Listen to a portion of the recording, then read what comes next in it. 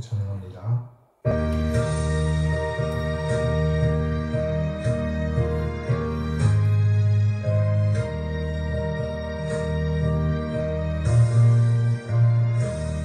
큰 물결이 설레는 어둠마다 저 등대의 불빛도 희미한데 이 풍랑에 대저 항해하는 이 작은 배 사고는 주님이라.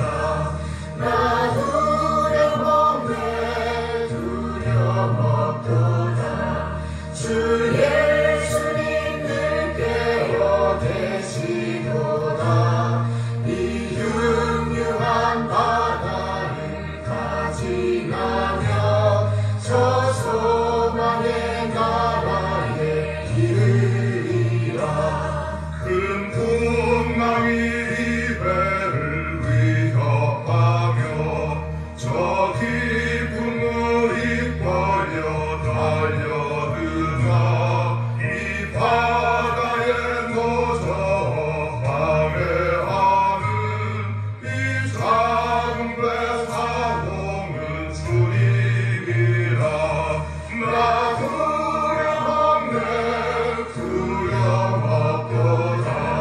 주 예수님 늘 깨어 계시도다. 이 흉흉한 바다를 가지나며 저 소망의 나라에 이르리라. 그 소리로 물결을 명하시면 이 바다는 고요히 잠자리라. 저 동력이 환하게 밝아올 때 나 주와 함께 이 바다 건너가리. 나 두려움에 두려움없도다. 주 예수님 늘 깨어 계시도다. 이 흉흉한 바다를 가지나며 저 소망의 나라에 이르리라.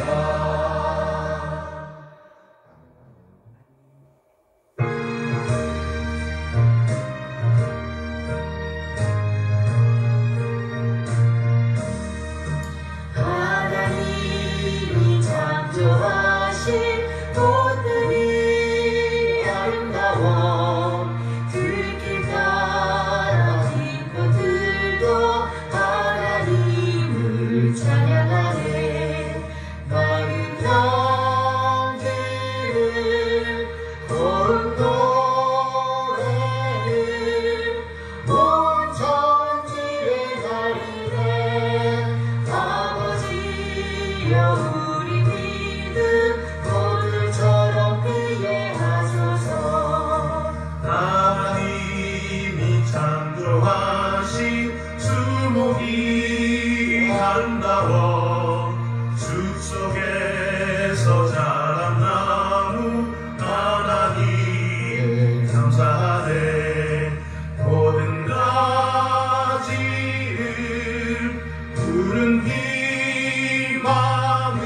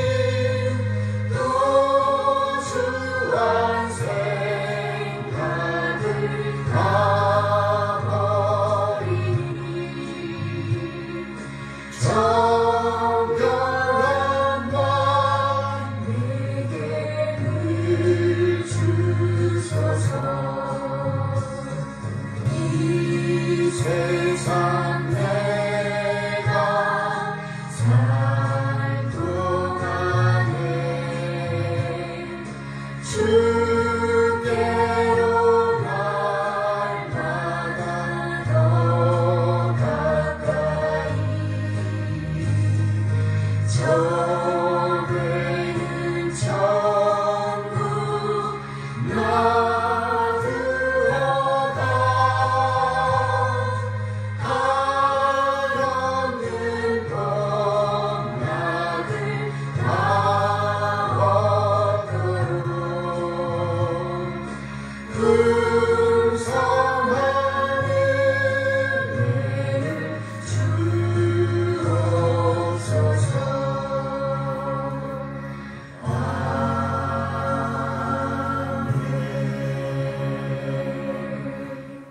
잠시 기도합니다. 참 좋으신 하나님 아버지 감사합니다. 거룩한 주님의 날에 또 하나님 앞에 모여 예배할 수 있도록 도와주신 것 감사를 드립니다.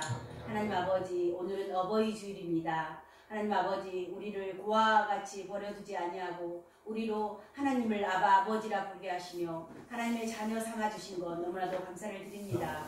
하나님 아버지, 하나님의 은혜 안에서 정말 하나님을 사랑하고 하나님의 사랑받는 귀한 주님의 자녀들이 될 수 있도록 주님 붙들어 주시고 인도하여 주시옵소서. 하나님 아버지 감사합니다. 하나님의 은혜 안에서 아버지 힘들고 어려울 때는 기도하게 하시고 기쁘고 즐거울 때는 찬송하게 하시기를 원합니다. 우리 삶 속에 정말 힘들고 어려운 날들이 있지만 찬송과 기도가 끊이지 않는 하나님 앞에서의 승리하는 삶을 살 수 있도록 주님 붙들어 주시고 인도하여 주시옵소서. 하나님 아버지 감사합니다. 오늘도 말씀을 전해주신 우리 목사님 영육간의 강건함과 성령의 충만함으로 더하여 주시옵소서. 힘써 하나님의 말씀을 읽고 듣고 연구하고 묵상하는 우리 목사님 주님께서 축복하여 주시기를 원합니다. 하나님 아버지 감사합니다. 이 시간 신령과 진정으로 드려지는 귀하고 복된 예배가 되기를 기도하며 살아계신 예수 그리스도의 이름으로 기도드립니다. 아멘. 감사합니다. 네, 이 시간은 시편 교도 시간입니다. 시편 122편 말씀입니다. 시편 122편. 네, 다윗의 시 성전에 올라가는 노래예요. 성전에 올라가는 노래는 몇 편을 시작하죠? 21편 19편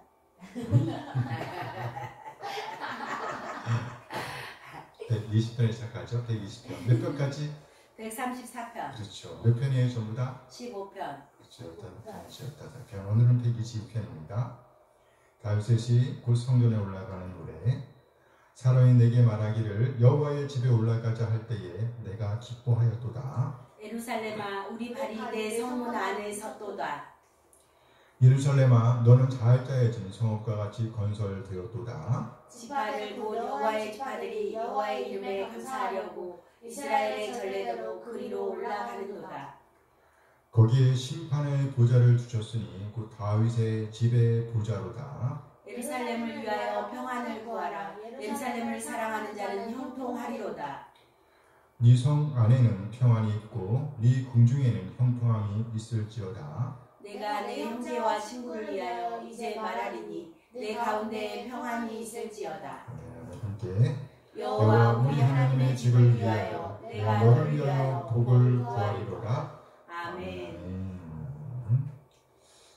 네, 오늘은 사무엘상 6번째 시간입니다. 성경 속으로 사무엘상 6번째 시간 많이 왔어요. 네, 하나님의 긍휼과 섭리, 기름 부음 받고 각인되는 다윗, 기름 부음 받고 각인되는 다윗.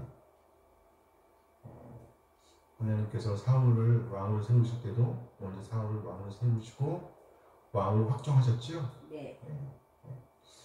비슷한 것 같아요. 하나님께서 기름 부음을 주시고 기름을 부어주시고 다윗에게 그 다음에 확정하셨단 말이죠.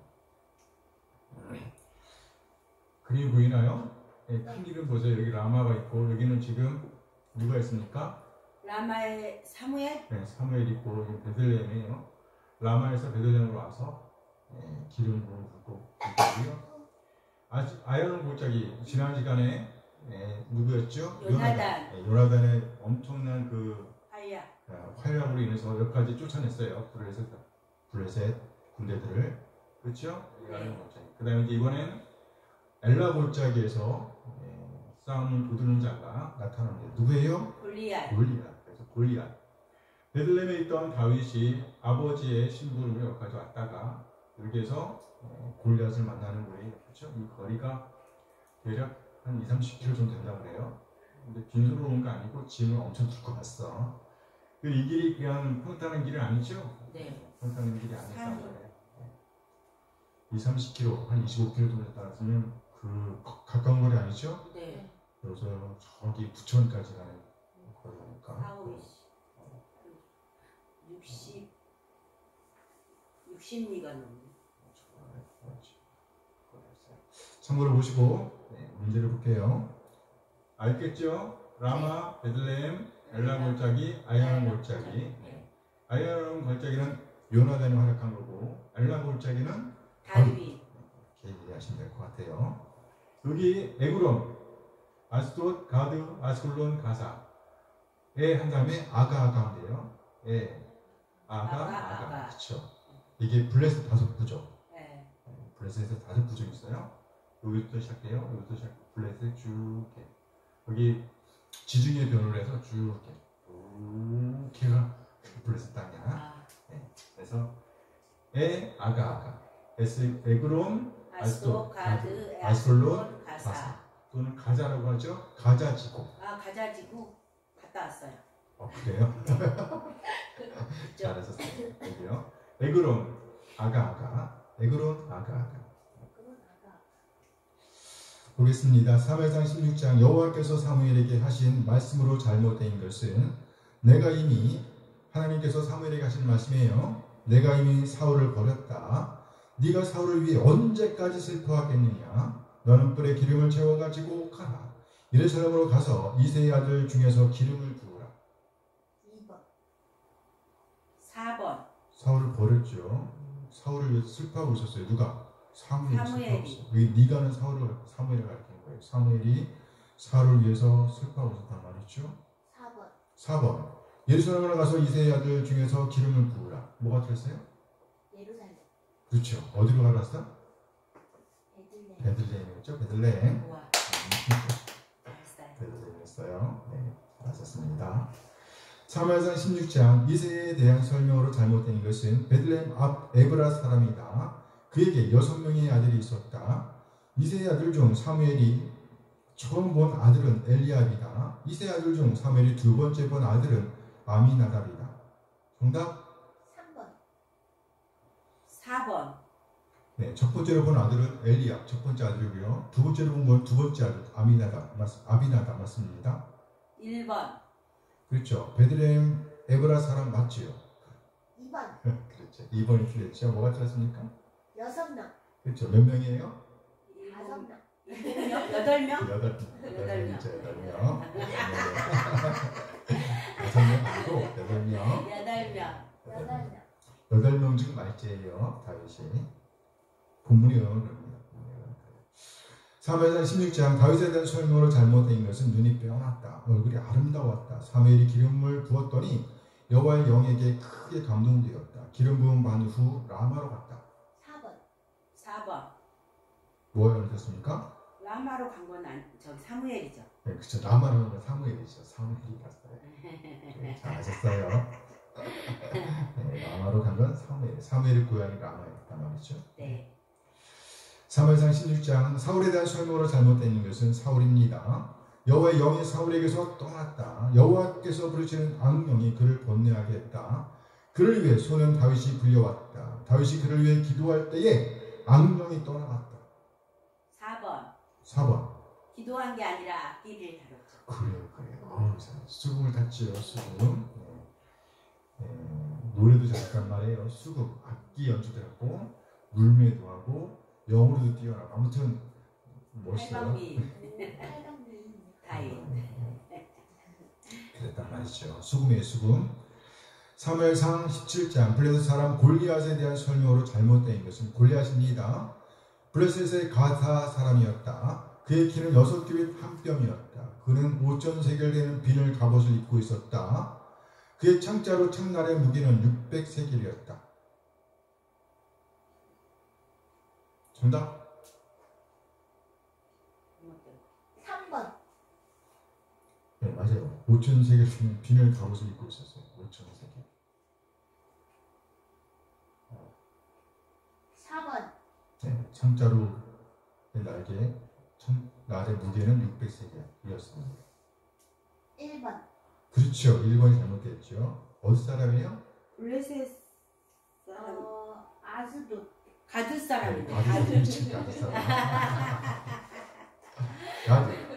가드 사람. 에그론 아가 때 앞에 아스클론 가드 그렇죠? 가드. 가상 쩍쩍 튀자 그렇죠? 아가. 가드 사람입니다.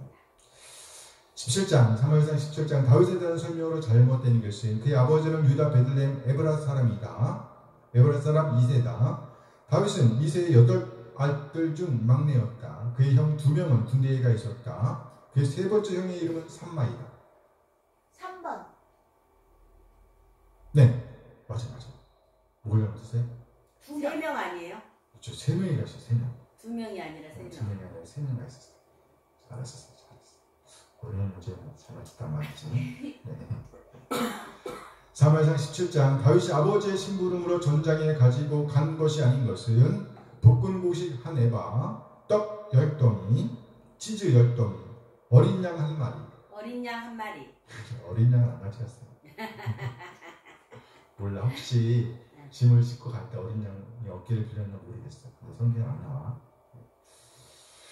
빈칸을 채우세요. 사무엘상 16장 1절 여호와께서 사무엘에게 이르시되 내가 이미 사울을 버려 이스라엘 왕이 되지 못하게 하였거늘 네가 그를 위하여 언제까지 슬퍼하겠느냐. 너는 뿔에 기름을 채워가지고 가라. 내가 너를 베들레헴 사람 이세에게로 보내리니 이는 내가 그의 아들 중에서 한 왕을 보았느니라. 왕을 보았다고 말씀하시죠. 한 왕을 보았느니라 하시는지라. 한 왕을 보았다. 16장 2절 사무엘이 이르되 내가 어찌 갈 수 있으리이까. 누가 들으면? 사울이 들으면. 그렇죠. 사울이 들으면 나를 죽이리이다 하니 여호와께서 이르시되 너는 암송아지를 끌고 가서 말하기를 내가 여호와께 에베를 드리러 제사를 드리러. 그렇죠. 제사를 드리러 왔다 하고. 그래, 제사 드리러 가는 거예요. 16장 3절 이새를 제사에 청하라. 그렇죠. 이새를 제사에 청하라. 내가 네게 행할 일을 가르치리니 내가 네게 알게 하는 자에게 누굴 위하여? 나를 위하여. 그렇죠. 나를 위하여 기름을 부을지니라. 나를 위하여 기름을 부을지니라. 나는 누굽니까? 하나님. 하나님이죠. 하나님이에요. 하나님께서 나를 위하여 기름을 부으라고 말씀하시는 거예요. 16장 6절 그들이 오매 아들들이 온 거예요. 사무엘이 엘리압을 보고 마음에 이르기를 여호와의 기름 부으실 자가 과연 내 앞에 있도다. 과연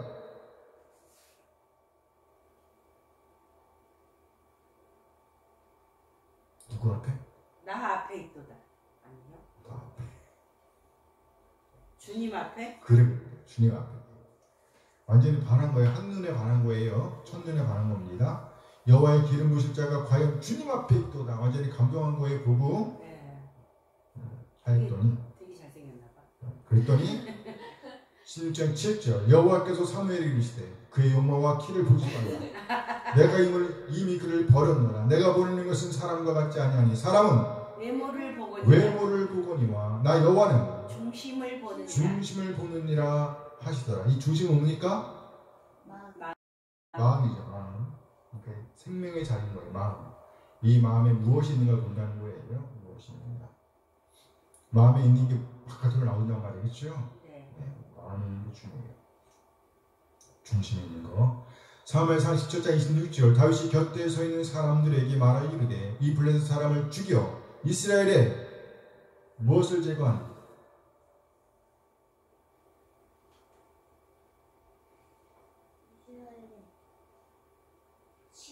그렇죠. 치욕을 제거하는 사람에게는 어떠한 대우를 하겠느냐? 이 할례 받지 않은 블레셋 사람이 누구에게 살아계시는 하나님의 군대를 모욕하겠느냐? 여기 모욕하겠느냐하고 치욕이라는 단어는 같은 단어예요. 치욕은 명사형이고 모욕한다, 치욕한다, 치욕을 준다 이것은요 동사형이야. 앞에 거는 명사, 뒤에 거는 동사. 동사. 똑같은 단어, 똑같은 단어. 번역이 잘못 따르게 돼 있죠? 뜻은 같아요. 17장 37절 또 다윗이 이르되 여호와께서 나를 사자의 발톱과 구음의 발톱에서 건져내셨은즉 나를 이 블레셋 사람의 손에서도 건져내시리이다. 사울이 다윗에게 이르되 그렇죠. 사울이 다윗에게 이르되 가라. 가라. 여호와께서 너와 함께 계시기를 원하노라. 아멘. 네, 사울은 커. 그쵸, 준수했잖아요. 어깨 위나 컸다 그랬거든. 보통 사람들은 어깨 위나 컸어요. 다윗은 어린아이야. 아직 어렸어. 청년이었어. 예를 들면 다윗에게 8아들이 이세에게 8아들이 있었단 말이에요. 그 중에서 3명이 군대에 있었어요. 3아들이. 그럼 몇 명이 남았습니까? 5명. 5명이 남았어요. 5명이 남았어. 5명 중에서도 제일 말째야. 네. 그러면 네 번째 형이 20살가 안 됐기 때문에 군대를 못 간 거예요. 그러면 1살 차이가 난다 그래도 20에서 1살씩만 15살. 최소로 따지면 10살이었어요. 소년이지. 우리 딸들은 가고는 않겠네. 그렇죠. 소년이에요. 중학교 2학년 정도. 최소로 따져. 최애들을 따져. 15살. 사울은 컸어. 사무엘상 17장 54절. 다윗은 그 블레셋 사람의 머리를 예루살렘으로 가져가고 뭐는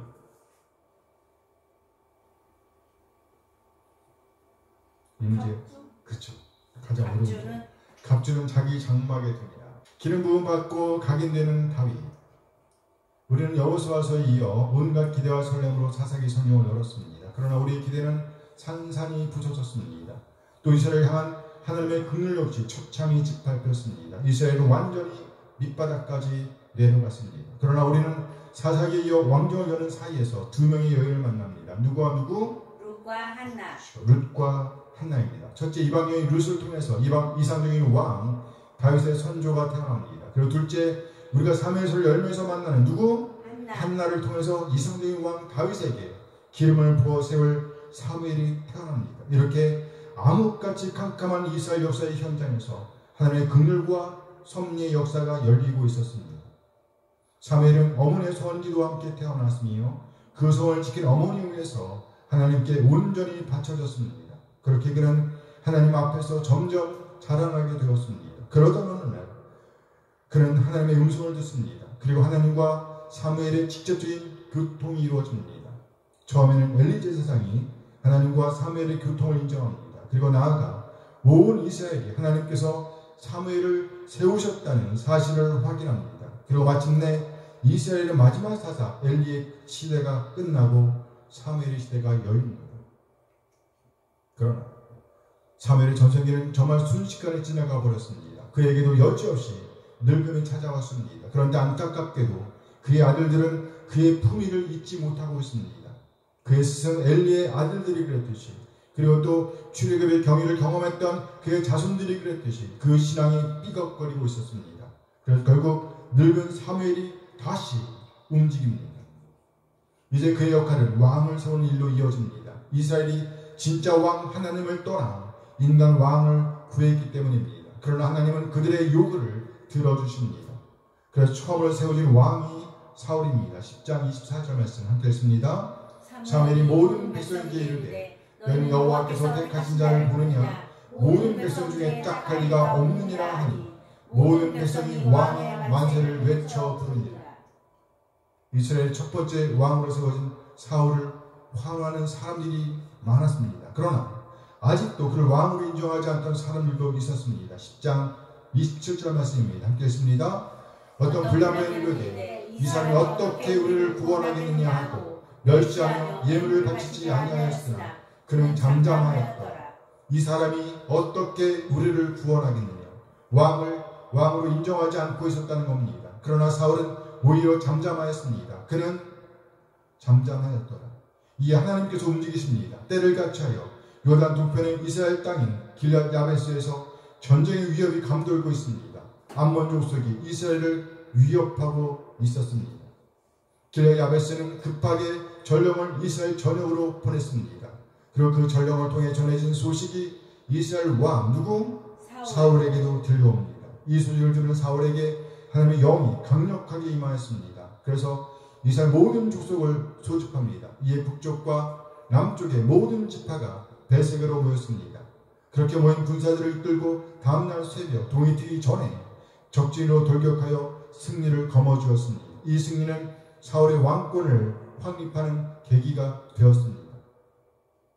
사무엘은 이 기회를 놓치지 않고 모든 백성을 길갈로 모으고 그곳에서 사울이 왕 되었음을 다시 한번 공포합니다. 이렇게 하나님은 사울의 왕권을 세워주십니다. 하나님께서는 이렇게 사울의 왕권을 세워주시면서 한 가지 바람을 갖고 계셨습니다. 그것은 곧 온 이스라엘이 전심으로 하나님을 경외하는 것이었습니다. 우리는 사무엘 1을 통해서 이 사실을 확인할 수 있습니다. 12장 24절 함께 했습니다.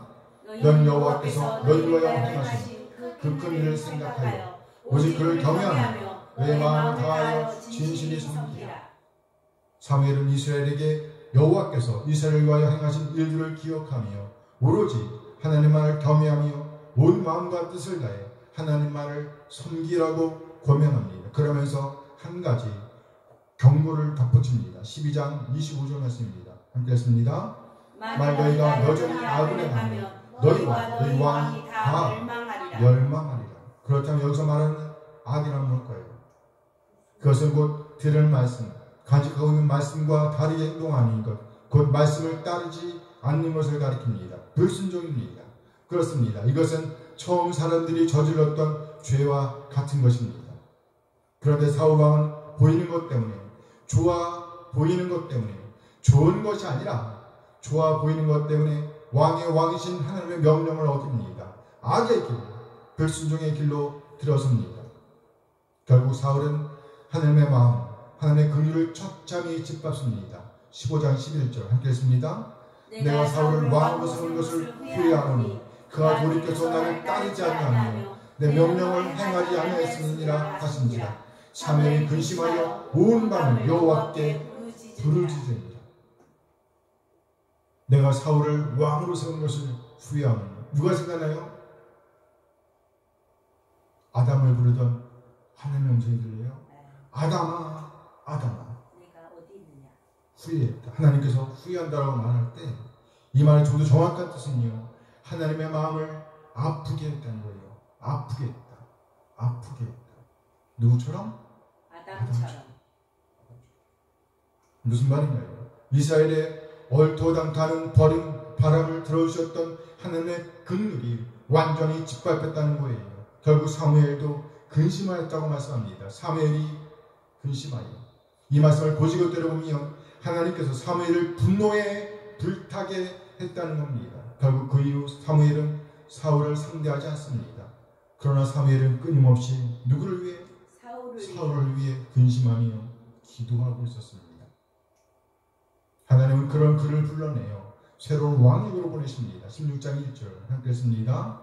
여호와께서 사무엘에게 이르시되 내가 이미 사울을 버려 이스라엘 왕이 되지 못하게 하였거늘 네가 그를 위하여 언제까지 슬퍼하겠느냐. 너는 뿔에 기름을 채워가지고 가라. 내가 너를 베들레헴 사람 이새에게로 보내리니 이는 내가 그의 아들 중에서 한 왕을 보았느니라 하시는지라. 하나님께서 사무엘에게 말씀하십니다. 네가 그를 위하여 언제까지 슬퍼하겠느냐. 그만 슬퍼하라는 거예요. 그만 슬퍼하라. 그러면서 그를 보내십니다.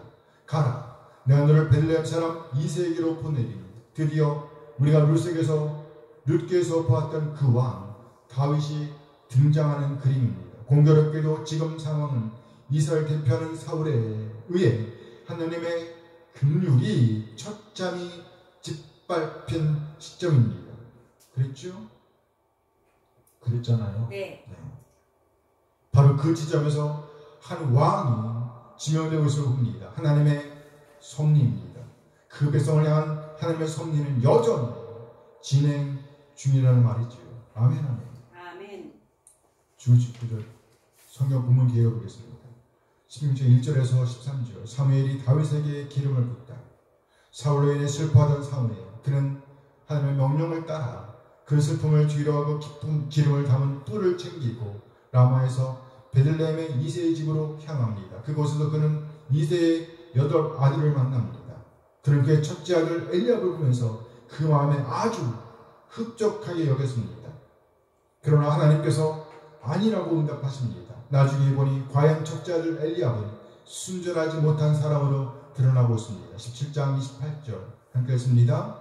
그는 엘리압이 다윗의 사람에게 들은지라 그 다윗에게 노를 바라 이르되 네가 어찌하여 이리로 내려왔느냐 들에 있는 양들을 누구에게 맡겼느냐 나는 네 교만과 네 마음의 완악함을 아노니 네가 전쟁을 구경하러 왔도다.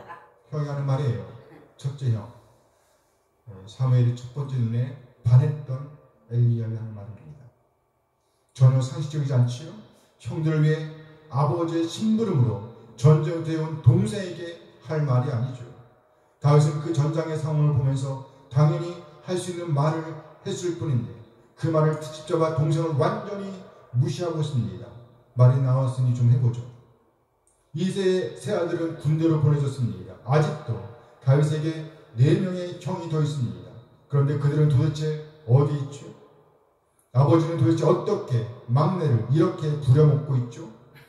어쨌든 형들 모두 지나가고 말째가 기름 부음을 받습니다. 16장 13절 함께 읽습니다. 사무엘이 기름 끓병을 가져다가 그 형제 중에서 그에게 부었더니 이날 이후로 다윗이 여호와의 영에 크게 감동됩니다. 사무엘이 떠나서 라마로 가니라. 16장 14절에서 23절 사울의 무기를 드는 자로 세워지는 다윗. 우리는 사무엘상 14장에서 요나단의 무기 든 자에 대한 메시지를 들었습니다. 블레셋 군대는 병거가 3만, 마병이 6,000명, 거기다 백성은 해변에 모래같이 많았습니다. 그런데 이스라엘 병사는 고작 몇 명? 600명이었습니다. 그런데 이 싸움에서 이스라엘은 상상할 수도 없는 뭘 거머쥐었어요? 승리를 거머쥐었습니다. 이 싸움을 시작한 이는 바로 사울의 아들 요나단과 그의 병기든 소년 곧 무기든 자였습니다. 14장 6절 말씀이에요. 함께 읽습니다.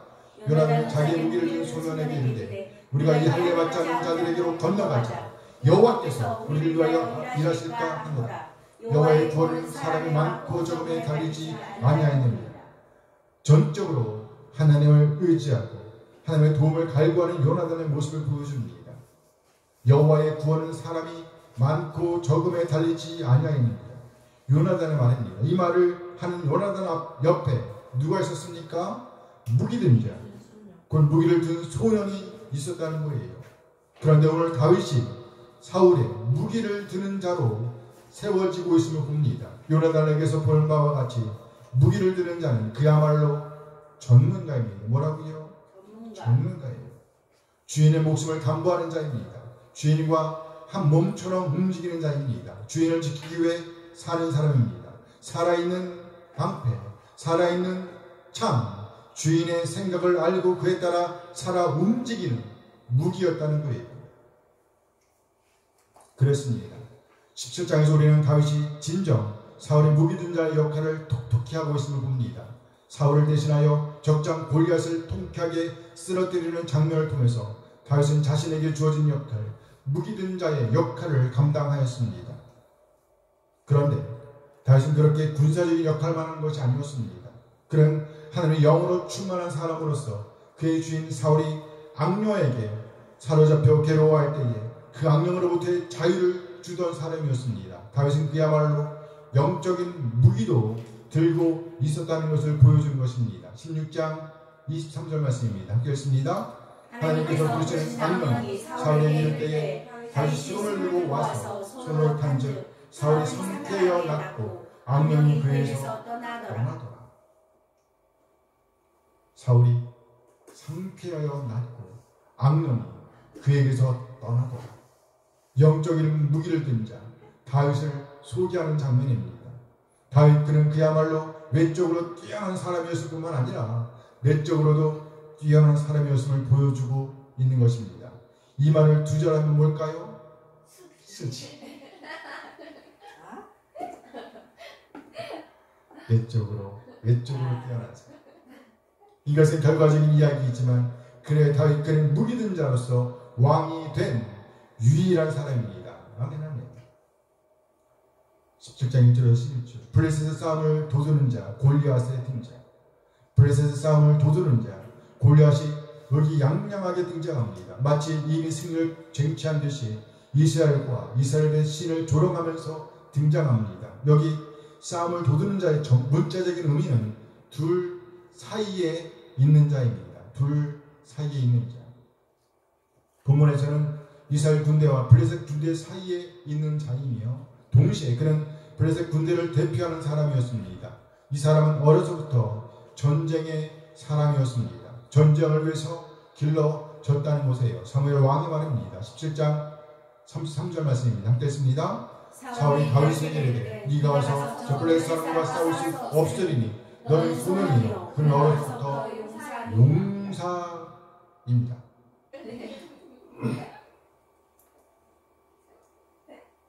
네, 나아가 그 블레셋 사람은 현재 시점에서 거인이었습니다. 거인. 뭐였다고요? 거인. 뭐였다고요? 거인. 상당한 힘을 소유하고 있었으며 또 완전 무장하고 있었습니다. 먼저 그의 키는 6규빗 반이었습니다. 함께 했습니다. 블레셋 사람들의 진영에서 싸움을 두드는 자가 왔는데 그 이름은 골리앗이요 가드 사람이다. 그의 키는 6규빗 한 뼘입니다. 한 규빗은 손가락 끝에서 팔꿈치까지의 길이를 말합니다. 그러면 대략 45cm 정도 된다 그래요. 근데 40cm로 덮더라도 최소한 2m 40cm 이상이 되는 거예요. 한 뼘은 15cm 정도 된단 말이죠. 그러면 2m 40에다가 15cm면 2m 55. 최소한을 따져도 고지급대로 따지면 292m. 거인이었다니. 거인이었어요. 힘도 장사했어요. 다윗은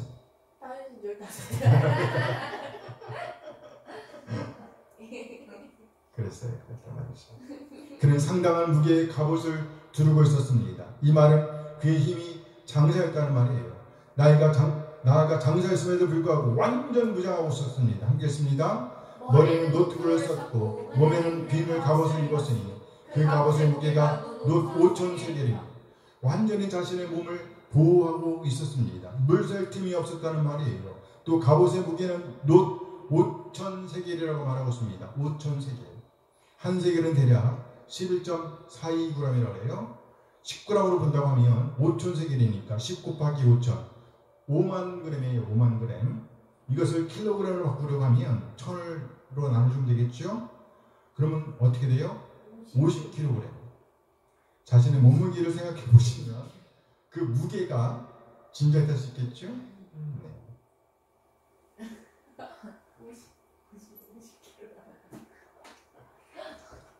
이런 사람이 나와서 한번 붙어보자고 소리치고 있으니까 누가 당당히 나설 수가 있었겠어요. 심지어 엄청난 승리를 견인하였던 요나단조차 나서지 못하고 있는 상황입니다. 그렇죠. 허허벌판에서 1대1로 붙으면 불리할 수밖에 없죠. 그랬겠죠? 그래서 이스라엘은 그저 떨고 있었습니다. 17장 11절 함께 읽어요. 사울과 온 이스라엘이 블레셋 사람의 이 말을 듣고 놀라 크게 두려워합니다. 이처럼 블레셋 가드 사람, 어려서부터 전쟁을 위해서 길러졌던 이 사람 골리앗이 의기양양하게 이스라엘 앞에 서 있었습니다. 17장 12절에서 58절 블레셋의 싸움을 도두는 자 골리앗의 퇴장. 골리앗의 퇴장. 의기양양하게 등장한 골리앗 앞에 한 어린 소년이 등장합니다. 그러자 그가 다윗을 가소롭게 여기며 아주 하찮게 여기며 무시하여 말합니다. 17장 43절 함께 했습니다. 블레셋 사람이 다윗에게 이르되 네가 나를 개를 여기고 막기를 가지고 내게 나왔느냐고 그 신들의 이름으로 다윗을 저주하라. 또 이렇게 말합니다. 함께 읽어요. 그 블레셋 사람이 또 다윗에게 이르되 내게로 오라. 내가 이 살을 공중에 새기고 저 짐승들에게 주리라 하는지라. 그러나 의기양양하게 등장했던 골리앗, 한껏 다윗을 조롱하면서 큰소리쳤던 골리앗, 그는 그가 조롱했던 다윗에 의해 목이 잘린 채로 퇴장합니다. 누가 보더라도 정말 어이없는 퇴장이죠. 함께 있습니다. 손을 주머니에 넣어 돌을 가지고 물매어 던져 블레셋 사람의 이마를 치매 돌이 그의 이마에 박히니 땅에 엎드러집니다. 전쟁을 위해 길러졌던 골리앗은 이렇게 퇴장하고 그 대신에 다윗은 블레셋과 이스라엘 백성의 머리에 깊이 각인됩니다. 그렇죠? 그 골리앗의 이마에는 돌이 박혔고 이스라엘 백성들과 블레셋 사람들의 머리에는 다윗이 박혔어요. 완전히 각인된 겁니다. 이는 곧 하나님의 섭리의 역사라고 할 수 있습니다. 아멘, 아멘. 아멘. 기름 부음 받고 각인되는 다윗. 기름 부음 받는 다윗. 16장 11절에서 13절 말씀입니다. 함께 읽습니다. 또 사무엘이 이새에게 이르되 이 아이들이 다 어디 있느냐? 이새가 이르되 아직 막내가 남았는데 그 남을 지키나이다. 사무엘이 이새에게 이르되 사람을 보내어 그를 데려오라. 그 여인 물까지 언약이니라. 이 사람을 보내어 그를 데려오니 그의 빛이 붉고 눈이 빼어나고 얼굴이 아름답더라. 여호와께서 이르시되 이가 그니 일어나 기름을 부으라 하시는지라. 사무엘이 기름 뿔병을 가져다가 그의 형제 중에서 그에게 부었더니 이날 이후로 다윗이 여호와의 영에게 크게 감동되니라. 사무엘이 떠나 라마로 가니라. 정말 이상한 일입니다. 이새에게는 8명의 아들이 있었습니다. 그런데 그들 중에서 말째인 다윗이 기름 부음을 받습니다. 또 보니 그만이 멀리 삶의 현장에서 아버지의 양을 치고 있었습니다. 그래서 사무엘이 그를 보려고 할 때에 사람을 보내서 데려와야 했습니다. 그리고 마침내 사무엘은 그를 봅니다. 그리고 보자마자 그의 매력에 푹 빠집니다. 함께 읽어요. 이에 사람을 보내어 그를 데려오며 그의 빛이 붉고 눈이 빼어나고 얼굴이 아름답더라. 여호와께서 이르시되 이가 크니 일어나 기름을 부으라 하시는다. 첫인상이 중요하다는 말을 많이 듣습니다. 그러나 우리는 꾸며진 첫인상을 조심해야 합니다. 이새의 첫 번째 아들을 보는 순간 사무엘이 한 말을 들어보세요. 16장 6절 함께 했습니다. 그러면 사무엘이 엘리압을 보고 마음에 이르기를 여호와의 기름 부으실 자가 과연 주님 앞에 있도다 하였다. 사무엘이 이새의 첫 번째 아들 엘리압을 향해 하는 말입니다. 여호와의 기름 부으실 자가 과연 주님 앞에 있도다. 첫인상에 완전히 만족했다는 거예요. 그러나 이는 꾸며진 첫인상이었다는 것입니다. 나중에서야 사무엘은 꾸며지지 않은 첫인상을 확인한 것입니다. 그리고 그에게 기름을 붓습니다. 우리 모두의 첫인상도 이렇게 성실하게 준비되어지길 소원합니다. 아멘, 아멘. 아멘. 아버지의 심부름으로 전장으로 가는 다윗. 17장 17절에서 19절 함께 했습니다. 이새가 그의 아들 다윗에게 이르되 지금 네 형들을 위하여 이 볶은 곡식 한 네바와 이 떡 10덩이를 가지고 진영으로 속히 가서 네 형들에게 주고 이 치즈 10덩이를 가져다가 그들 천부장에게 주고 네 형들의 안부를 살피고 증표를 가져오라. 그때 사울과 그들과 이스라엘 모든 사람들은 엘라 골짜기에서 블레셋 사람들과 싸우는 중이더라. 여기 베들레헴 있고 여기 엘라 골짜기 있었죠? 네. 베들레헴 엘라 골짜기 몇 킬로? 25에서 30킬로. 네. 다윗이 전쟁터를 찾은 것은 아버지의 심부름으로 인한 것이었습니다. 불평을 만도한데 본문에서 보면 그는 군말 없이 전쟁터로 향합니다.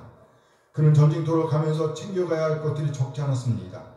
볶은 곡식 한 에바.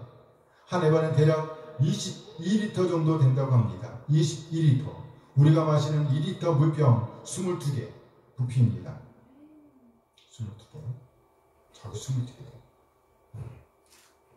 그리고 떡 10덩이. 전쟁터로 보내는 것이니까 이 역시 작은 떡, 작은 빵을 말하는 것은 아닐 테죠. 거기에다가 천부장에 드릴 치즈 10덩이는 따로 준비해서 가져가야 했습니다. 베들레헴에서 엘라 골짜기까지 거리는 전혀 가까운 거리가 아니었습니다. 특히 몇 살은? 몇 살? 15살까지 가기에는 정말 가벼운 짐이 아니었다는 말이죠. 베들레헴에서 엘라 골짜기까지 거리, 그렇죠? 그렇다고 해서 순탄하는 길도 아니었습니다. 그러나 다른 4명의 형제들을 제치고 다윗이 이 일을 감당하게 되었습니다. 막내가. 여러 번의 아이를 키워본 부모들은 압니다. 어떤 아이가 일을 시키기에 편한지, 그리고 또 누구에게 믿고 일을 맡길 수 있는지, 나아가 부담 없이 일을 시킬 수 있는 아이가 누구인지를 압니다. 다윗은 말쟁이지만 성실하게 아버지의 양과 염소를 쳤습니다. 겉으로 볼 때 상당히 홀대를 받고 있는 것처럼 보입니다.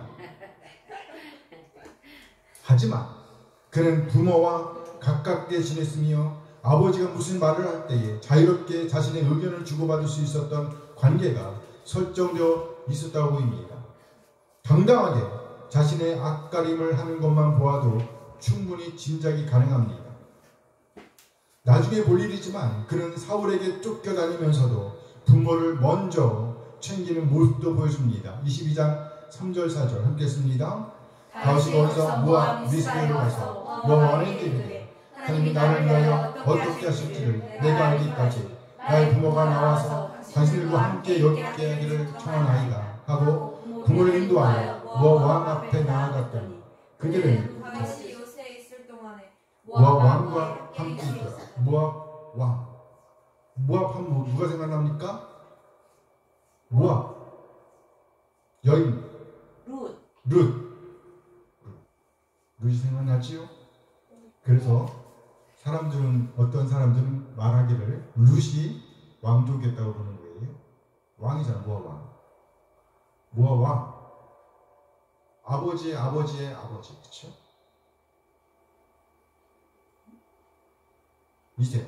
이세의 아버지가 누구예요? 오벳의 아버지가 누구예요? 보아스. 보아스는 누굽니까?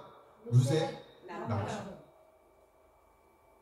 그러니까 자기가 고래 할아버지한테 가서 자기 엄마를 맡기고, 엄마 아빠를 맡기고. 보아스는 왕인데. 왕은 아니지. 보아스는 이스라엘 사람. 룻은 모압 사람. 그럼 이때 모압과 관계가 이스라엘 관계가 나쁘지 않았다는 거예요? 그러게. 어쨌든 부모를 챙기는 거죠. 그래서 모압과 다윗과의 연결을 볼 때에 그렇게 연결을 하기도 해요. 이해했죠? 어쨌든 그 어려운 상황에서 자기의 부모를 챙기는 다윗. 안 보시나 보네. 멋있어요. 맞죠? 자기 한 몸 챙기기도 아주 위급한 상황이었습니다. 그 상황 속에서도 다윗은 자신의 부모를 챙기고 있습니다. 따라서 다윗이 형들의 안부를 알아보기 위해 전쟁터로 나아간 것은 억지가 아니었습니다. 자식을 걱정하는 부모의 심정을 헤아리고 기꺼이 나아갔다고 충분히 짐작해 볼 수가 있습니다. 결국 사무엘도 어렴풋하게 그런 그의 첫인상과 마주하게 되었습니다. 그래 기꺼이 다윗에게 기름을 붓고 자기 고향 라마로 돌아갔습니다. 기름 부음 받은 자로 각인되는 다윗. 받은 자입니다. 기름 부음 받은 자로 각인되는 다윗. 17장 51절 54절 함께 했습니다. 다윗이 달려가서 블레셋 사람을 밟고 그의 칼을 그 칼집에서 빼내어 그 칼로 그를 죽이고 그의 머리를 베니 블레셋 사람들이 자기 용사의 죽음을 보고 도망하니라. 다윗은 그 블레셋 사람의 머리를 예루살렘으로 가져가고 갑주는 자기 장막에 두니라. 다윗은 그 블레셋 사람의 머리를 예루살렘으로 가져갔습니다. 이렇게 다윗은 이 승리로 인해서 이스라엘과 블레셋에게 각인되었습니다. 동시에 하나님께서는 긍휼이 짓밟힌 그 상황에서 새 역사를 여십니다. 함께 읽어요. 놀라운 구원 역사를 이루시는 하나님을 찬양합니다. 우리 모두 하나님의 놀라운 구원 역사, 성의 역사에 동참하게 되시길 바랍니다. 아멘. 네. 승찬입니다. 찬송가 418장 기쁠 때나 슬플 때나.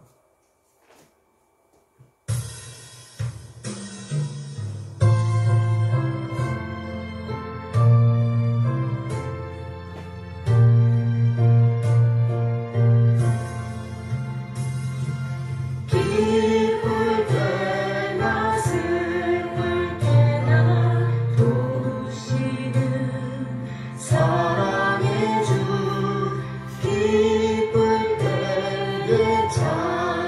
찬양하고 슬플 때 기도합니다. 사랑의 우리 주여 위로하소서. 임마누엘 주여 새 힘 주소서. 기쁠 때나 슬플 때나 도우시는 사랑의 주. 기쁠 때에 찬양하고 슬플 때 기도합니다. 사랑의 우리 주여 위로하소서. 임마누엘 주여 새 힘 주소서. 덤을 대나 괴로울 때 도우시는 위로의 주. 믿음으로 간구하니 연약함 고쳐주소서. 사랑의 우리 주여 위로하소서. 임마누엘 주여 새 힘 주소서. 바쁠 때나 고달플 때 도우시는 능력의 주. 힘이 없고 지칠 때에 내 손을 잡아주소서.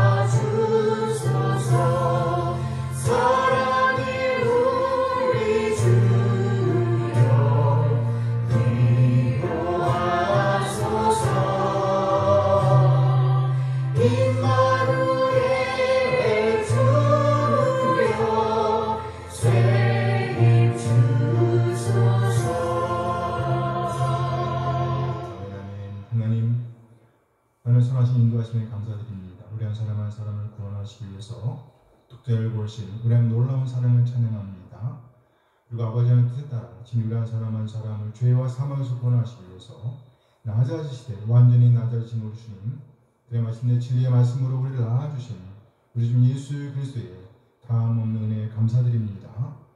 독생을 내오신 우리 한 놀라운 사랑과 예수님의 은혜를 깨닫게 하심으로 우리를 하나님의 자녀로 거듭나게 하시는 성령 하나님 인도하심을 찬양합니다. 하나님 그 놀라운 사랑과 은혜 인도하심에 감사하여 우리 자신의 삶을 드리고 헌물을 드리고 시간을 드리고 또 우리의 몸과 마음을 드립니다. 하나님, 우리 지체들의 드림을 받아주시옵소서. 흥영하여 주시옵소서. 우리 하나님의 사랑과 긍휼과 은혜에 적절하게 반응하게 하옵소서. 그래야 그리스도님의 가치를 보존해 내게 인도하여 주시옵소서. 하나님, 이 시간 우리 하나님의 말씀을 기다립니다. 우리로 깨닫게 하시고 하나님의 하나님 되심 인정하며 하나님의 뜻, 하나님 오름을 살아내고자 하는 열정을 주시옵소서. 믿음의 부유한 자로서 믿는 자의 품격을 살아낼 수 있도록 하나님의 사랑과 은혜를 살아낼 수 있도록 인도하여 주시옵소서. 감사드리며 우리 주 예수 그리스도의 이름으로 기도합니다. 아멘. 아멘. 환영합니다. 이 시간은 신앙고백 시간입니다. 1689년 런던 침례교 신앙고백서 제5장 하나님의 섭리에 섭리에 관하여. 관하여를 고백하도록 하겠습니다.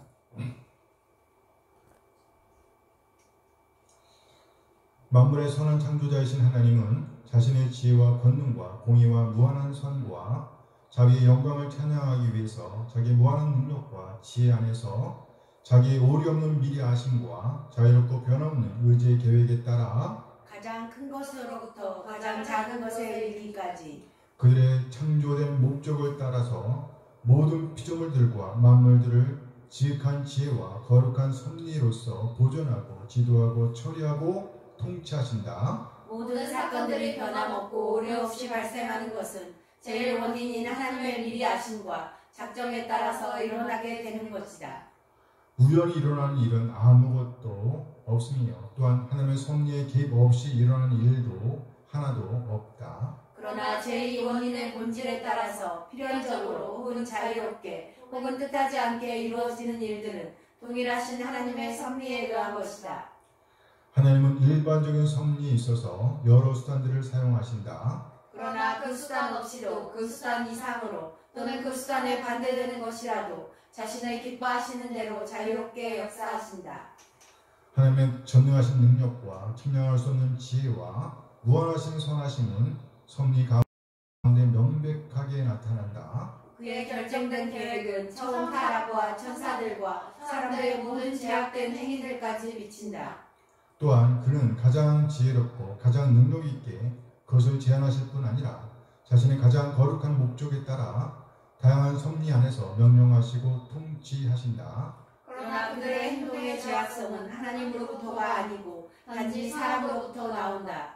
하나님은 가장 거룩하며 가장 의로우신 분이시므로 죄의 조성자이거나 승인자도 아니며 그렇게 될 수도 없다. 가장 지혜로우시며 의로우시며 은혜로우신 하나님은 때때로 잠시 동안 자녀들의 이전의 죄들을 멸하시기 위해 그들에게 숨겨진 부패의 세력과 마음의 기만성을 깨달아 겸손하게 하기 위해 좀 더 밀접하고 지속적으로 그들의 필요를 자기에게 의존하게 하기 위해 모든 미래의 범죄 기회에 대해 경고하여 올바르고 거룩한 다른 목적들을 추구하도록 하기 위해 자기 자녀들을 여러 가지 유혹들과 마음의 부패 속에 그대로 내버려 두신다. 그러므로 택함을 받은 자에게 일어나는 모든 일들은 그의 영광과 택함을 받은 자들의 선을 위해 하나님의 정하심에 따라 일어난다. 악하고 불경건한 사람들에 대해 의로운 재판관이신 하나님은 이전에 범한 죄에 대해 눈을 어둡게 하시고 마음을 완악하게 하신다. 왜냐하면 하나님은 그들에게 마음의 깨달음을 주시도록 역사하는 은혜를 허락지 않을 뿐 아니라 때때로 그들이 가진 은사를 빼앗으신다. 그리고 그들의 부패성으로 인해 죄를 지을 대상에 노출되도록 하신다. 그리고 동시에 그는 그들을 그들의 탐욕과 세상의 유혹들과 사탄의 권세에 내어버려 두신다. 이 때문에 그들은 자신의 마음을 스스로 완악하게 만드는 것이다. 그러나 같은 수단이라도 다른 사람들에게는 마음을 부드럽게 만드는 데 사용하시기도 한다. 하나님의 일반적인 섭리는 모든 피조물에게 미친다. 그러나 하나님의 교회를 보존하고 교회에 관련된 모든 일을 선하게 처리하시기 위해서는 특별한 섭리를 사용하신다. 아멘 아멘. 아멘. 오늘 본문입니다. 야고보서 5장 13절에서 18절 말씀입니다. 너희 중에 고난당하는 자가 있느냐 그는 기도할 것이요 즐거워하는 자가 있느냐 그는 찬송할지니라. 너희 중에 병든 자가 있느냐 그는 교회의 장로들을 정할 것이요 그들은 주의 이름으로 기름을 받으며 그를 위하여 기도할지니라. 믿음의 기도는 병든 자를 구원하리니 주께서 그를 일으키시리라. 혹시 죄를 범하였을지라도 사하심을 받으리라. 그러므로 너희 죄를 서로 고백하여 병이 낫기를 위하여 서로 기도하라. 의인의 간구는 역사하는 힘이 크니라. 엘리야는 우리와 성종이 같은 사람이로되 그가 비가 오지 않기를 간절히 기도한즉 3년 6개월 동안 땅에 비가 오지 아니하고 다시 기도하니 하늘이 비를 주고 땅이 열매를 맺었느니라. 아멘. 아멘. 아멘. 네, 오늘은 본문 말씀 야고보서 5장 몇 절? 13절에서 18절. 13절에서 18절 말씀을 중심으로 제목이 뭡니까? 그리스도인 하나님께 반응하며 오늘을 살아내는 사람. 하나님께 반응하며 뭐하며? 반응하며 오늘을 살아내는 사람. 우리같이 평범한 사람들은요 돈이 많은 부자라고 생각합니다. 그리고 돈이 많으면 좋겠다라고 생각하기도 합니다. 그리고 또 나라가 부강하면 좋겠다라고 생각하기도 합니다. 경제적으로도 잘 살고 또 적의 침입으로부터 우리를 지킬 수 있다고 하면 얼마나 좋겠는가라고 생각합니다. 물론이죠. 우리나라 꼭 그렇게 되길 바랍니다. 아멘. 네. 그런데 실제로 옛 이스라엘에는요 그런 때가 있었습니다. 다윗의 뒤를 이어 나라는 둘로 분열되었는데 그때 여로보암으로부터 시작된 북이스라엘 그리고 르호보암으로부터 시작된 남유다 이 두 나라는 따로따로 역사를 써 나가기 시작했습니다. 한참 동안 남쪽 유다보다는요 북쪽 이스라엘 뭐라고요? 남쪽 유다보다는 북쪽 이스라엘이 더 불강했어요. 더욱 강했습니다. 그런데 부강하면 부강할수록 경제적으로 부유하고 또 군사적으로 강하면 강할수록 북쪽 이스라엘은 그만큼 더 하나님과 멀어져 갔습니다. 뭐라고요? 하나님과 멀어져 갔어요. 부유해지면 부유해질수록 그만큼 더 하나님과 멀어져 갔다는 거예요. 경제적으로 부유했는지는 모르지만 점점 더 그들은 자신들의 생각에 맞는 신을 만들기 시작했습니다. 소위 짝퉁 하나님을 섬기기 시작했다는 거예요. 짝퉁 하나님. 그러다 마침내 여로보암, 나답, 바사, 엘라, 시므리에 이어 왕권을 잡았던 오므리 왕조에 이르러서는 극에 달했습니다. 특히 아합 때에 이르러서는 하나님께서 도저히 참아낼 수 없는 지경에 이르렀음을 성경은 보여줍니다. 열왕기상 16장 30절 말씀입니다. 함께 읽어요. 오므리의 아들 아합이 그의 이전의 모든 사람보다 여호와 보시기에 악을 더욱 행하여 오므리의 아들 아합 그는요 그의 이전의 모든 사람보다 여호와 보시기에 악을 더욱 행하여 여호와 보시기에 악을 더욱 행하여 무슨 말인가요? 하나님께서 보실 때에 악했다는 말이에요. 하나님께서 보실 때에 악했단 말입니다. 다시 말해 일반 사람들은 의식하지 못했을 수도 있습니다. 그랬습니다. 그 나라는 막강했습니다. 그 나라는요 경제적으로 부유했습니다. 이때까지만 해도 북이스라엘이 남유다보다 훨씬 더 막강한 나라였습니다. 그러니 남유다의 입장에서는 북이스라엘을 부러워했을 수도 있습니다. 경제적으로 군사적으로 막강했으니 말이에요. 아합 왕은 남유다의 세 번째 왕 아사 38년에 왕이 되었습니다. 그리고 그 이후 22년 동안 다스렸다고 합니다. 남유다의 왕 아사는 3년 후에 죽습니다. 그리고 이어서 아사에 이어서 여호사밧이 왕이 되었습니다. 여호사밧. 이때까지도 여전히 북이스라엘은 막강했고 남유다는 약했습니다. 그래서 결국 남유다의 아들과 북이스라엘의 딸이 결혼을 하게 됩니다. 소위 결혼동맹이라고 합니다. 결혼동맹. 놀라운 것은요.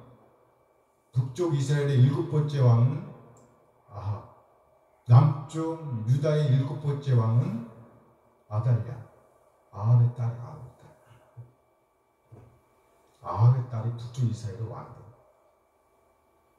여로보암의 아들과 결혼합니다. 여호사밧의 아들과 결혼이에요. 그렇게 북쪽 이스라엘은요 경제적으로 그리고 군사적으로 안정되어 있었다고 볼 수 있습니다. 좋겠죠? 경제적으로 잘 살고 또 막강했다니까 군사적으로도 막강했어요. 그런데 하나님께서 보실 때에는 뭐 했대요? 악을 더욱 행하여 그래요. 여호와 보시기에 악을 더욱 행하여 하나님께서 보실 때는 달랐다는 겁니다. 하나님께서 보실 때는 달랐다. 우리가 보는 것과 하나님께서 보시는 것은 다를 수 있습니다. 더 참아줄 수 없는 것은 아합이 바로 시돈의 왕 엣바알의 딸을 아내로 맞이한 것이었습니다. 그도 왔겠지만 그의 악을 더욱더 부추기는 것은 아내였어요. 그 아내 이름이 뭡니까? 이세벨론의 북이스라엘은 이제 본격적으로 바알을 섬겨 예배하기 시작했습니다. 그리고 아세라상을 만들어 섬기기 시작했습니다. 결국 하나님께서는 더 이상 참아주실 수가 없었습니다. 그래서 하나님께서 그들을 구원할 방편으로 보낸 사람이 바로 엘리야였습니다. 엘리야 누구요? 엘리야. 하나님은 엘리야를 통해서 이스라엘을 때리신 겁니다. 이스라엘 향한 하나님의 바람은 곧 그 매를 맞고 그들이 하나님께로 돌아오는 것이었습니다. 하나님의 권능을 받은 엘리야가 이스라엘 왕 아합에게 가서 말합니다. 내 말이 없으면 수년 동안 비가 오지 않을 겁니다. 이슬도 그칠 겁니다. 이슬도 있지 않을 것입니다. 그리고 과연 엘리야의 말대로 비가 그쳤습니다. 이슬도 그쳤습니다. 그리고 약 3년이 지난 후에 하나님께서 엘리야를 다시 아합에게로 보내십니다. 그리고 엘리야로 하여금 이스라엘이 섬기던 짝퉁신들 바알과 아세라를 상대로 결투를 신청하게 하십니다. 열왕기상 18장 19절 말씀입니다. 함께 읽습니다. 그런데 사람은 온 이스라엘과 이스라엘의 성을 먹는 바알의 선지자 450명과 아세라의 선지자 400명을 갈멜산으로 모아 내게로 나오게 하소서. 우리가 잘 아는 갈멜산에서의 결투입니다. 그러나 이때 아세라의 선지자 400명은 나오지 않습니다. 그리고 바알의 선지자 450명이 나옵니다. 열왕기상 18장 22절 말씀입니다. 함께 읽어요. 엘리야가 백성에게 여호와의 선지자는 나만 홀로 남았으나 바알의 선지자는 450명이로다. 50명이로다. 그래서 바알의 선지자 450명과 엘리야 한 사람의 전쟁이 시작되었습니다. 450대 1의 싸움이었습니다. 우리가 잘 아는 대로 엘리야의 대승이었습니다. 이때 엘리야는 바알의 선지자 450명을 모두 죽이게 합니다. 이렇게 전쟁을 마무리한 이후에 엘리야가 아합에게 큰 비 소리가 있다고 말합니다. 열왕기상 18장 41절 말씀입니다. 읽어요. 엘리야가 아합에게 이르되 올라가서 먹고 마시소서 큰 비 소리가 있나이다. 자, 이 시점을 다시 한번 생각해 보겠습니다. 이스라엘은 하나님 보시기에 아주 악했습니다. 아주 악했어요. 이전과 비교도 안 될 만큼 그렇게 악했습니다. 하지만 일반 사람들이 볼 때에는 아닐 수도 있었습니다. 경제가 부흥하고 있었기 때문입니다. 나라도 막강했기 때문입니다. 그래서 사람들은 정말 흥청망청 잘도 살았을 것이라고 보입니다. 그런데 하나님께서 보실 때에는 아니었다는 것이에요. 하나님께서 보실 때는 아니었다. 그래서 하나님께서 엘리야를 보내셔서 비도 그치게 하시고 이슬도 그치게 하셨습니다. 그렇게 3년 동안 하나님께서 기다리셨습니다. 뭐 하셨다고요? 기다리셨어요. 도대체 하나님께서 기다리신 것이 무엇이었을까요? 이스라엘의 회개. 그렇습니다. 이스라엘의 회개였습니다. 그들이 하나님께로 돌아오는 일이 아니었겠어요? 이스라엘의 회개. 하나님께서 먼저 행동하신 것입니다. 그들이 돌아오기를 고대하면서 하나님께서 먼저 행동하신 것입니다. 하나님께서 엘리야를 보내셔서 매를 드신 것입니다. 매를 드신 목적은 바로 그들이 우상을 버리고 뭘 버리고? 우상을 버리고 짝퉁 신을 버리고 누구에게로? 하나님께로 돌아오는 것이었습니다. 바알을 예배하는 것이 아니라 하나님을 하나님으로 예배하는 것이었습니다. 그런데 3년이 지난 시점에서 보니까 여전히 짝퉁 신, 가짜 신, 자신들이 만들어 섬기는 아세라를 섬기는 삶이 살았단 말이죠. 짝퉁 선자들이 아직도 400명이나 되었습니다. 또 짝퉁 신 바알을 섬기던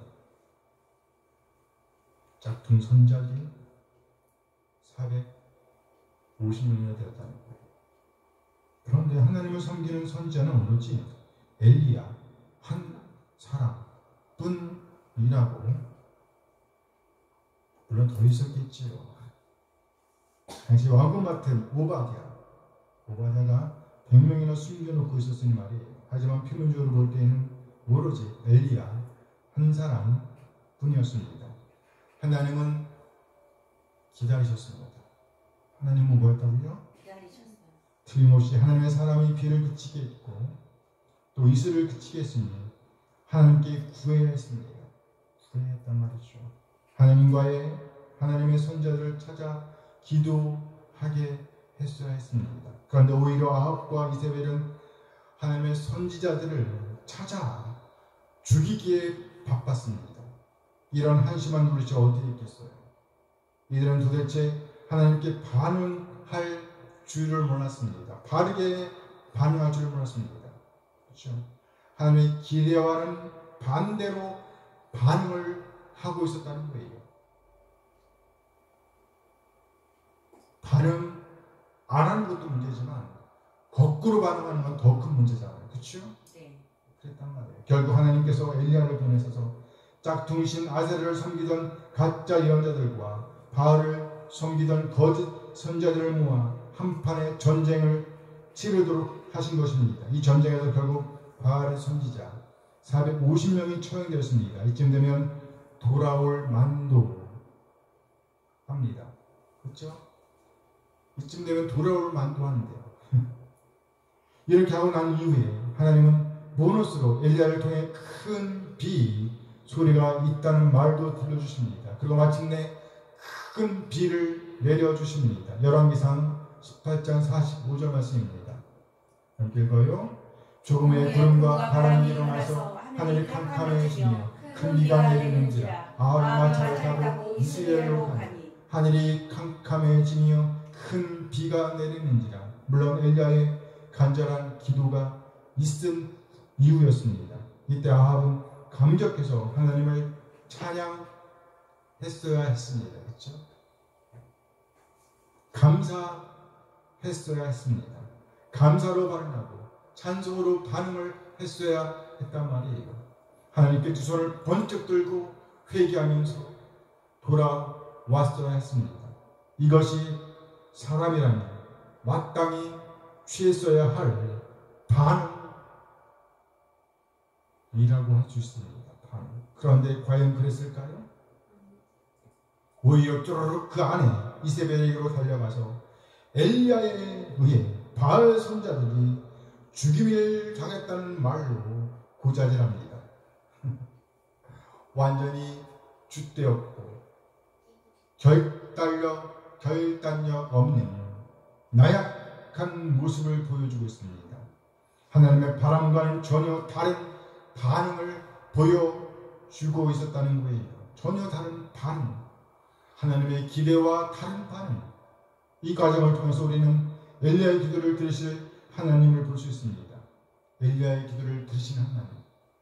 그리고 그 기도는 곧 하나님께 대한 반응이었음을 알 수 있습니다. 하나님께서 엘리야에게 일을 주셨고 하나님께서 엘리야에게 일을 주셨고 그리고 그는 그것을 놓고 기도했습니다. 그러나 그와는 달리 아합은 전혀 하나님께 합당한 반응을 보이지 않습니다. 기도는 하나님의 일하심에 대한 반응입니다. 하나님께서 기도하라고 틈을 주셨습니다. 기회를 주셨습니다. 돌아오라고 매를 주셨습니다. 그리고 사과도 주셨습니다. 사과가 뭐예요? 그를 그토록 기다리던 비를 줬다는 말이에요. 비를 줬어요. 그런데 여전히 돌아오지 않는 누구? 아합. 전혀 하나님께 반응하지 않는 누구? 아합. 엘리야와 아합이 첨예하게 대립되고 있음을 보여줍니다. 엘리야는 전적으로 하나님께 반응하였습니다. 그러나 아합은 여전히 하나님을 외면하고 하나님을 떠나 있었습니다. 오늘 본문 야고보에서 보니까 하나님께서 가슴 졸이며 기다린 기간이 몇 년? 3년하고도 6개월이라고 말씀하고 있습니다. 3년 6개월. 야고보서 5장 17절 말씀입니다. 함께 했습니다. 엘리야는 우리와 성령이 같은 사람이로되 그가 비가 오지 않기를 간절히 기도한즉 3년 6개월 동안 땅에 비가 오지 아니하고 3년 6개월 동안 땅에 비가 오지 아니하고 이렇게 하나님께서는 기다리셨다는 말이에요. 비를 안 주시면서 기다리셨던 매를 들고 계셨단 말이죠. 하나님 마음이 아프셨을까? 안 아프셨을까? 하셨을 거예요. 그렇죠. 그런데도 여전히 아합은 돌아오지 않았어요. 하나님께 합당한 반응을 보이지 않았습니다. 역시 하나님을 떠난 모습을 보여주는 그림입니다. 하나님께 반응하지 않고 있는 그림입니다. 이것이 곧 죽음이 아니고 무엇이겠어요? 그렇습니다. 그렇게 이스라엘은 죽어 있었습니다. 겉으로 볼 때에는 경제적으로 부유했을지 모릅니다. 그러나 실제로는요, 죽어 있었다는 것이에요. 죽어 있었다. 그래서 오늘 보면은요, 제발 말인데 반응을 보이라는 권고로 시작하고 있습니다. 살아있다는 증거를 보이라는 것이에요. 하나님과의 관계에서 우리가 살아있는 것을 보이는 증거, 그것이 뭘까요? 반응이 뭔가? 오늘 보면 13절 말씀입니다.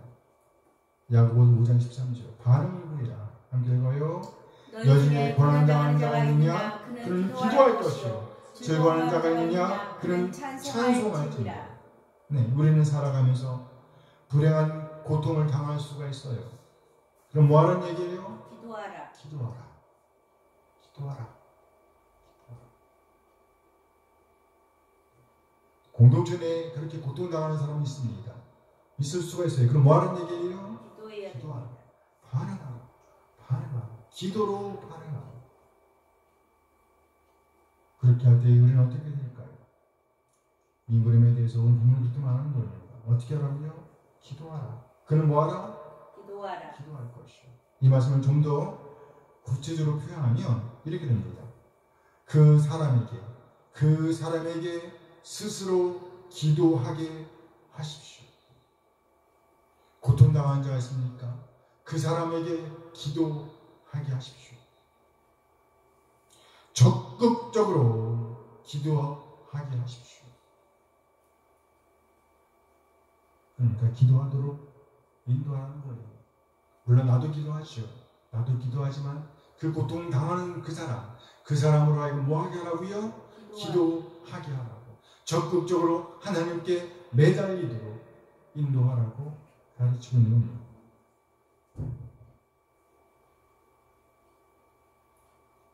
모든 병이 하나님께서 주시는 벌은 아닙니다.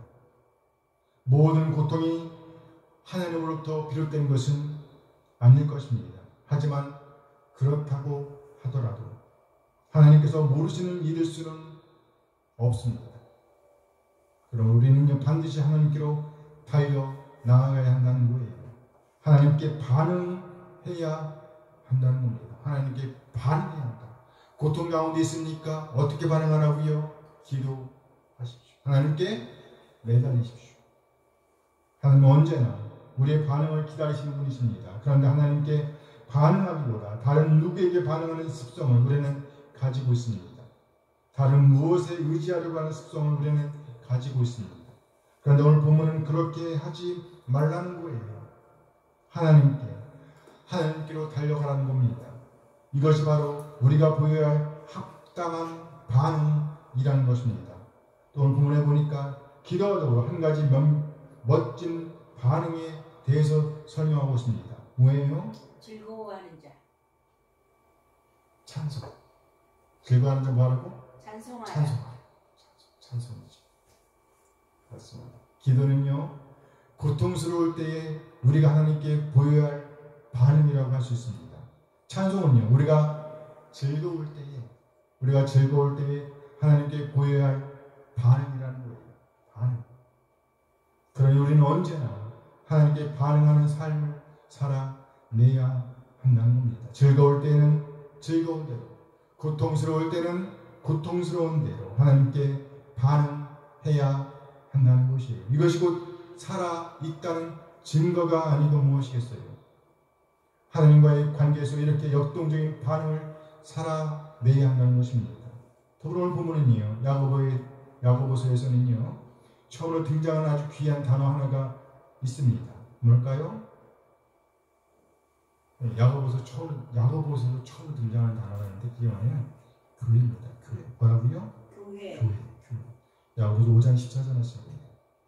함께 읽어요.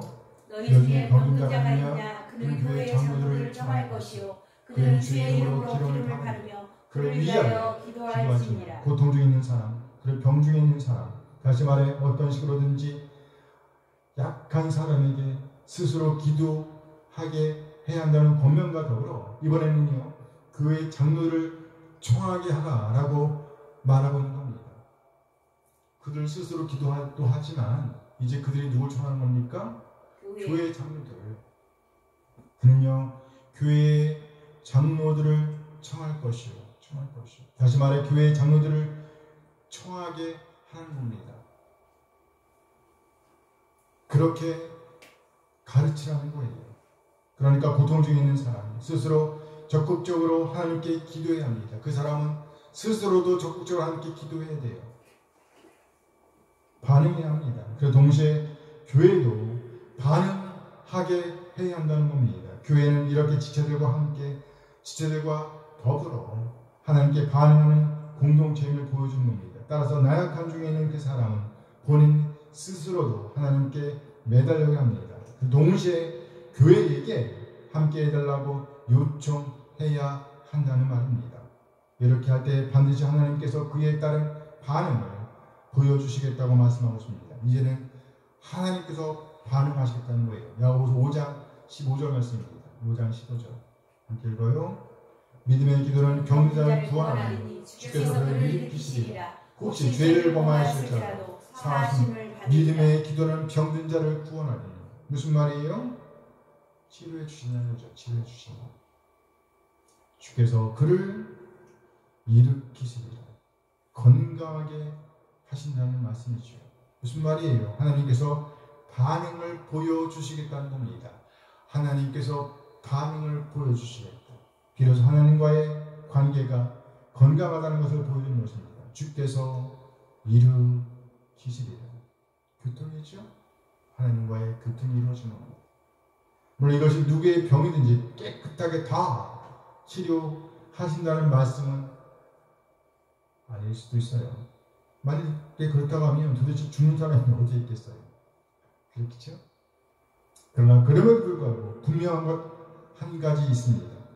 분명한 것 한 가지. 그것은 곧 그의 근본적인 치료, 그에 대한 근본적인 치료는 반드시 이루어진다는 겁니다. 근본적인 치료 뭘까요?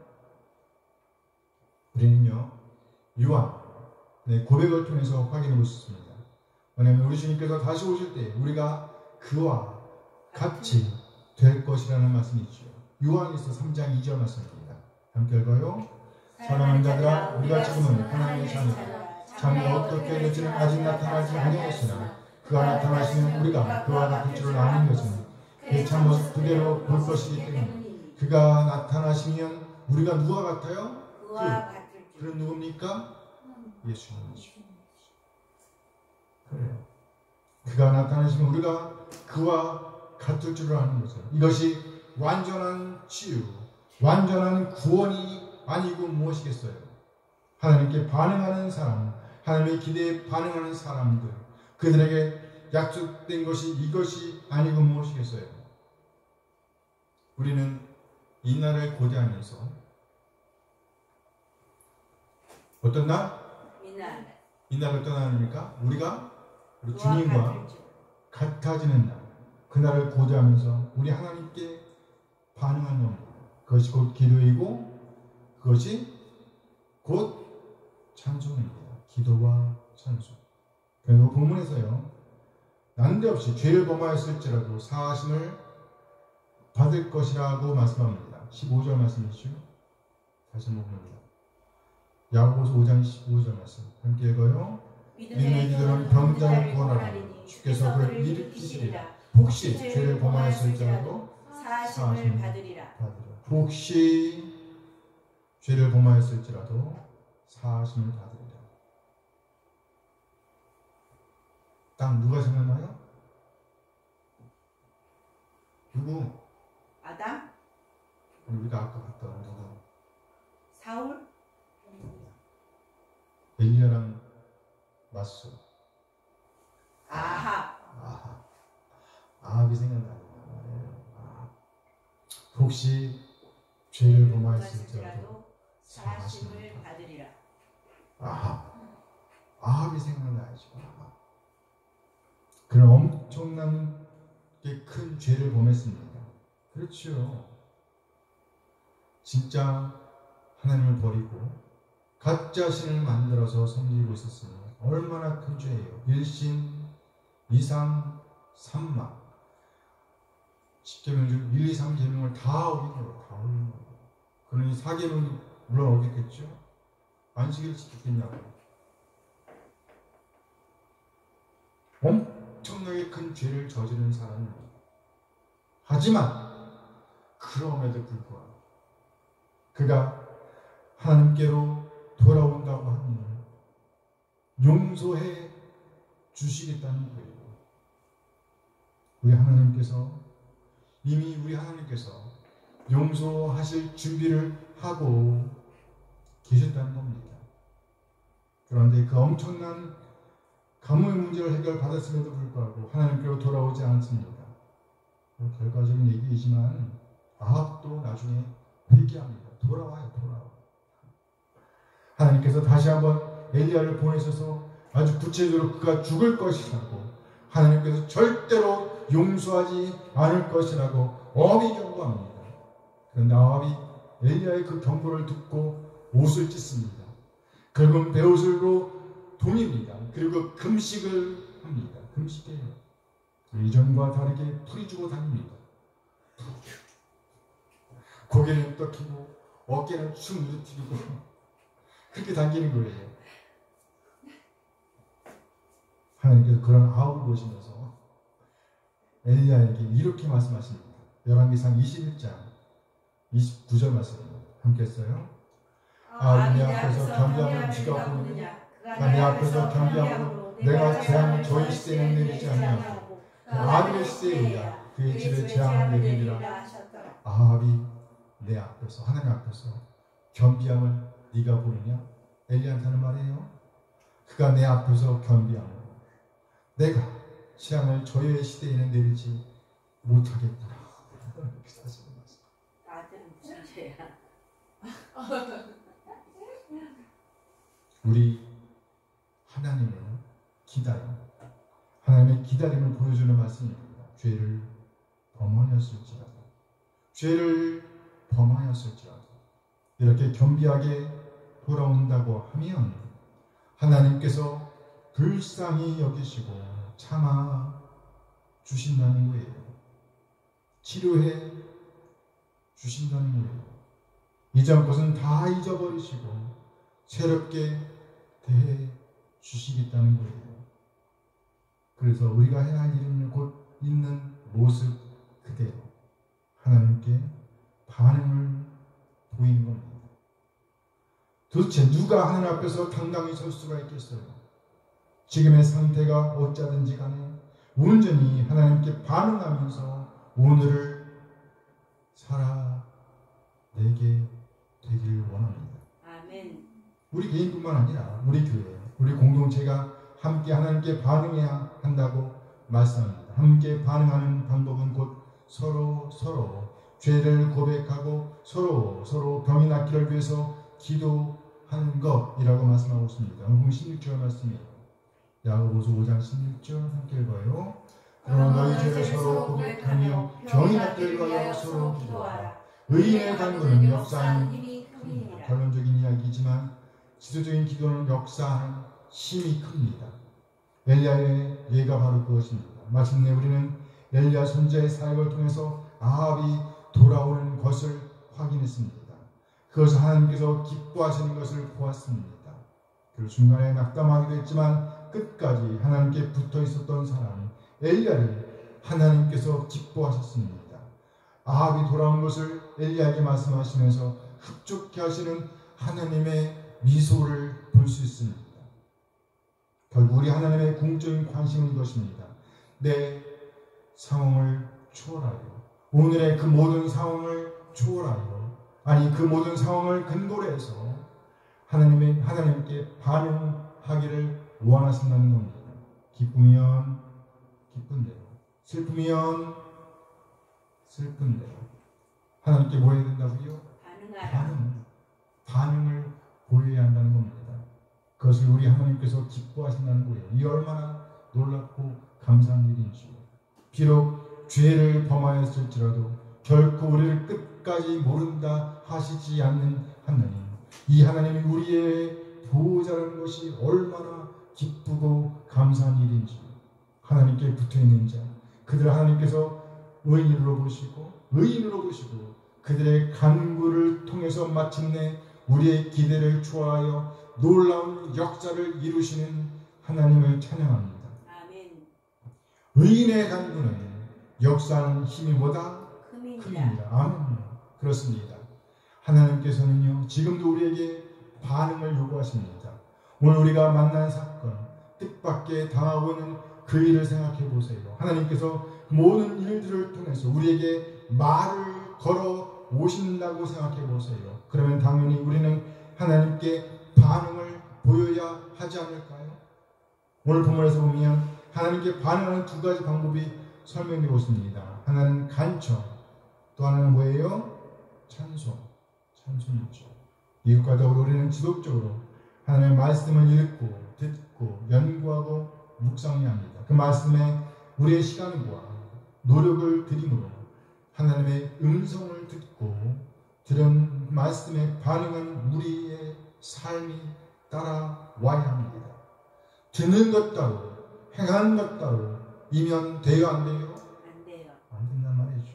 들은 말씀을 살아내는 반응이 있어야 되는 거죠. 그런 말씀을 생각하시면서 전적으로 하나님께 반응하는 오늘을 살아내기로 다짐하는 이 시간이 되어지길 바랍니다. 기도하시겠습니다. 잠시 오늘 받은 말씀을 생각하시면서 기도하시겠습니다. 함께 기도하십니다.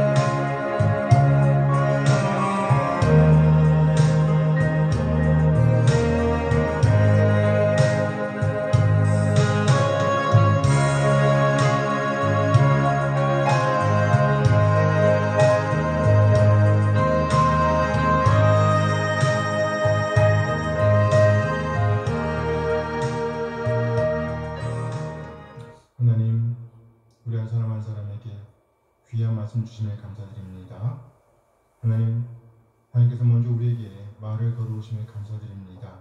우리 한 사람 한 사람 삶에서 만나는 그 모든 상황들을 통해 하나님의 임재를 느끼게 하시고 하나님께 옳게 반응하는 삶을 살아낼 수 있도록 인도하여 주시옵소서. 아멘. 무엇보다도 늘 하나님의 말씀을 읽고 듣고 연구하고 묵상하며 하나님의 숨결을 느끼게 하시고 하나님께서 바라시는 뜻을 읽어낼 수 있도록 하나님의 마음을 읽어낼 수 있도록 우리 안에 품을 수 있도록 그리고 그 뜻을 살아낼 수 있도록 늘 성령 하나님으로 충만하게 하시옵소서. 아멘. 그래 우리 한 사람 한 사람을 향하신 하나님의 사랑을 찬양하게 하시옵소서. 우리 주님의 그 놀라운 은혜를 찬양하는 삶을 살릴 수 있도록 인도하여 주옵소서. 또 온갖 장애들과 맞닥뜨릴 때는 늘 성령 하나님의 인도하심을 따라 기도로 반응하게 하시옵소서. 이렇게 우리 모두 찬양과 기도로 옳게 반응하는 오늘을 살아내게 인도하여 주시옵소서. 감사드리며 우리 예수 그리스도의 이름으로 기도합니다. 아멘. 아멘. 이제 다일 찬양을 예배를 마치도록 하겠습니다.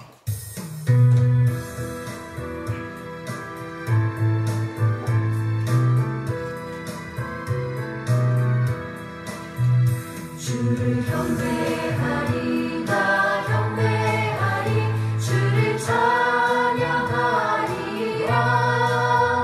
주를 경배하리 나 경배하리 주를 찬양하리라 영화로운 주 이름을 모두 찬양드리옵니다 정성 다하여 주 찬양하니 주여 기뻐 받아주소서 주를 경배하리 나 경배하리 주를 찬양하리라 주를 경배하리 나 경배하리 주를 찬양하리라 영화로운 주 이름을 모두 찬양드리옵니다 정성 다하여 주 찬양하니 주여 기뻐 받아주소서 영화로운 주 이름을 모두 찬양드리옵니다 정성 다하여 주 찬양하니 주여 기뻐 받아주소서 이제는 우리 주 예수 그리스도의 은혜와 하나님의 극적인 사랑하심과 성령 하나님의 교통하심이 이제 오늘 받은 말씀대로 사건과 상황을 통해서 말을 걸어오시는 하나님께 찬송과 기도로 반응하는 오늘을 살아내고 다짐하는 우리 모든 지체들에게 늘 함께 하시길 축원하옵나이다. 아멘.